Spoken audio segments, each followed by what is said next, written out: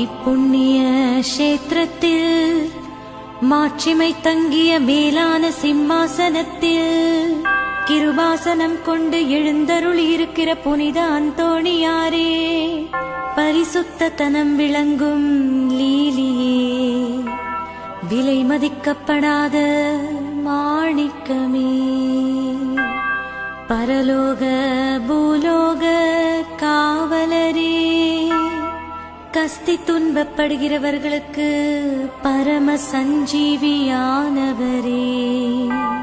பாவிகளின் தஞ்சமே, உமது இன்பமான சந்நிதானம் தேடி வந்தோம். உமது திருமுக மண்டலத்தை அன்னார்ந்து பார்த்து உம்மை கெஞ்சி மன்றாடுகிறோம்.